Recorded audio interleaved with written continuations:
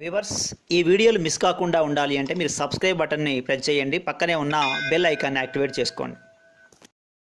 Hi viewers, intermediate second year Telangana స్టేట్లో ఫిబ్రవరి 28 నుంచి exams జరగబోతున్నాయి. ఈ ఎగ్జామ్స్కి సంబంధించి 2 మార్క్స్కి సంబంధించిన ఇంపార్టెంట్ క్వశ్చన్స్ ఏంటి? ఆల్రెడీ మీకు 10 మార్క్స్ సంబంధించిన వీడియో చేశాను, 5 మార్క్స్ సంబంధించినటువంటి ఒక వీడియో చేశాను. ఇప్పుడు 2 మార్క్స్కి సంబంధించినటువంటి ఒక వీడియో, ఇంపార్టెంట్ క్వశ్చన్స్ ఏంటి, ఏవి ఎక్కువగా అడిగేటటువంటి ఛాన్సెస్ ఎక్కువగా ఉంది అనే దానికి సంబంధించి ఈ వీడియోలో డిస్కషన్ చేద్దాం. ఎందుకంటే 2 మార్క్స్ క్వశ్చన్స్ చాలా ఉంటాయి, వాటిని గెట్ చేయాలంటే కొద్దిగా కష్టం. కాబట్టి ఆ ఇబ్బంది లేకుండా మనకు గన్ షాట్ క్వశ్చన్స్ ఎక్కువగా అడిగేటటువంటి ఛాన్సెస్ ఉన్న క్వశ్చన్స్ ఏంటి అనేది ఈ వీడియో యొక్క సారాంశం. చూడండి, వీడియో మొత్తం పూర్తిగా చూస్తే మీకు దీనిలో ఒక ఐడియా మీకు వచ్చేస్తుంది.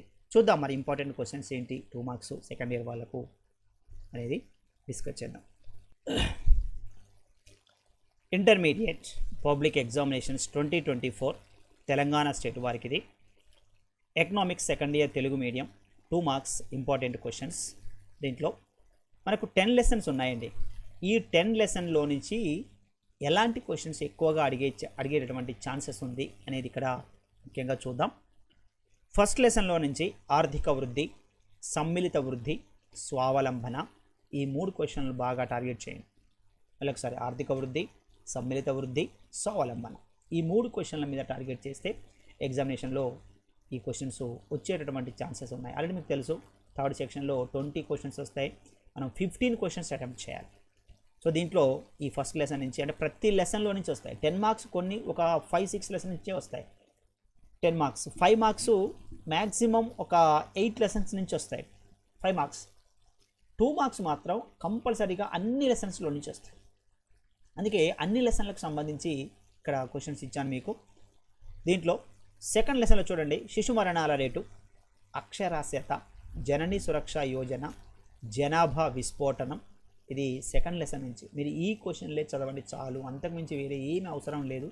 దీంట్లో నుంచి ఖచ్చితంగా మీకు కావాల్సినటువంటి ఒక పేపర్ దిగుతుంది.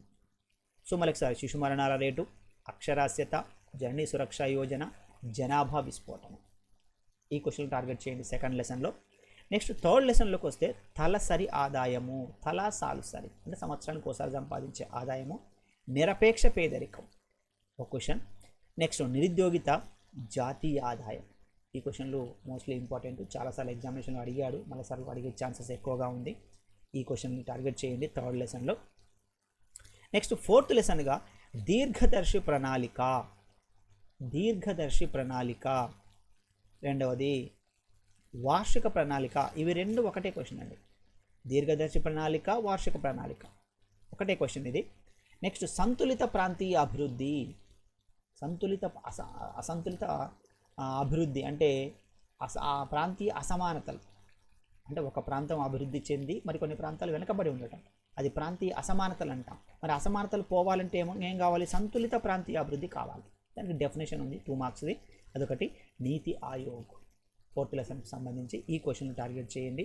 నెక్స్ట్ ఫిఫ్త్ లెసన్కి సంబంధించి వ్యవసాయ రంగం, ఆహార భద్రత, నెక్స్ట్ బఫర్ నిల్వలు, హరిత విప్లవం, సూక్ష్మ విత్తం, మైక్రోఫినాన్స్, సూక్ష్మ విత్తం. ఇవి 5 మార్క్స్కు సంబంధించినటువంటి 5 లెసన్స్. ఫిఫ్త్ లెసన్కు సంబంధించినటువంటి క్వశ్చన్స్ అంటే ఇక్కడ లెసన్ వైజ్గా ఇచ్చాను నేను, అదొకటి. నెక్స్ట్ 6th లెసన్లో చూడండి, సరళీకరణ ఒకటి, లిబరలైజేషన్, మేక్ ఇన్ ఇండియా, వెలికి తీసే పరిశ్రమలు, ఎక్స్ట్రాక్టివ్ ఇండస్ట్రీస్.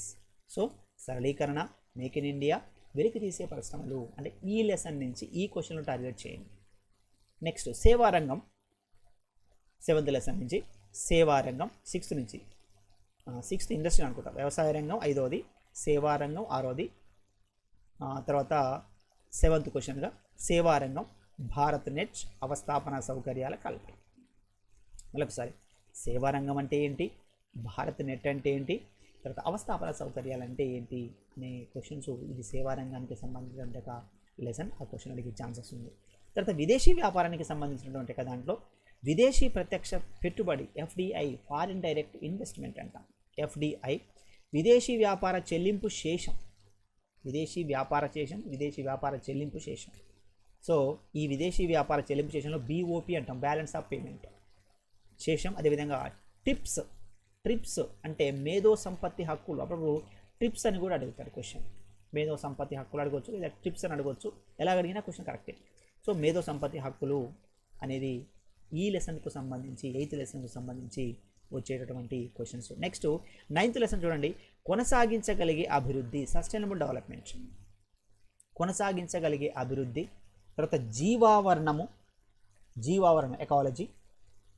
నెక్స్ట్ నీటి కాలుష్యం, పర్యావరణం, రకాలు. ఇది 9th లెసన్ నుంచి అడిగేటటువంటి ఛాన్సెస్ ఉంది ఈ క్వశ్చన్స్. నెక్స్ట్ 10th లెసన్ నుంచి TSI pass, Telangana fibre grid, mission Kakatiya. ఈ క్వశ్చన్స్ని ప్రతి లెసన్లో నుంచి కొన్ని క్వశ్చన్స్ ఇచ్చారు, అంటే 10 లెసన్లకు సంబంధించి క్వశ్చన్స్ వచ్చాయి. ఈ క్వశ్చన్లు కనుక మీరు పర్ఫెక్ట్గా నేర్చుకుంటే ఇక మీకు వేరే చదవాల్సిన అవసరం లేదు. చూడండి, ఫస్ట్ లెసన్లోకి వచ్చేసినప్పుడే ఇక్కడ 1 to 5 లెసన్స్ ఉన్నాయి. నెక్స్ట్ ఇక్కడ 6 to 10 లెసన్స్ ఉన్నాయి, రెండే ఉన్నాయి. అంటే ఇక్కడ దాదాపుగా మీకు ఫస్ట్ లెసన్ నుంచి స్టార్ట్ చేస్తే 10th లెసన్ దాకా ఈ ఇంపార్టెంట్ క్వశ్చన్స్ కనుక మీరు చదవండి, కంపల్సరీగా ఎగ్జామినేషన్లో 20 క్వశ్చన్లు కలుస్తాయి. ఓకే, ఈ విధంగా మనము ఈ యొక్క 2 మార్క్స్ క్వశ్చన్స్ని మనం ఎక్స్పెక్టేషన్ చేయొచ్చు. కాబట్టి రివర్స్ ఈ యొక్క క్వశ్చన్స్ అన్ని రాసుకొని ఒక దగ్గర నీట్ చేసుకొని ఫేర్ చేసుకొని దాని ప్రకారం మీరు ఆన్సర్స్ రాసుకోగలిగితే ఆటోమేటిక్గా ఈ క్వశ్చన్ల ఎగ్జామినేషన్లో ఎక్కువగా దిగేటువంటి ఛాన్సెస్ ఉంది. కాబట్టి మంచి మార్కులు సంపాదించుకునే అవకాశం మీకు ఎక్కువగా ఉంటుంది. అదేవిధంగా 99 మార్కులు రావాలంటే మీకు ఎలా అనేది వీడియో ఉంది, అందులో చూడండి. పార్ట్ 1, పార్ట్ 2 ఉంది. దాని ద్వారా మీరు ఆ విషయాలన్నీ, అంటే 99 మార్కులు రావాలంటే ఏం చేయాలి అనే విషయాలన్నీ మీకు తెలుసుకోవచ్చు ఆ వీడియో ద్వారా. సో రివర్స్ ఈ వీడియో కనుక మీకు నచ్చితే లైక్ చేయండి, మీ ఫ్రెండ్స్ ఉంటే షేర్ చేయండి, కొత్త వాళ్ళైతే సబ్స్క్రైబ్ చేయండి. Thank you very much.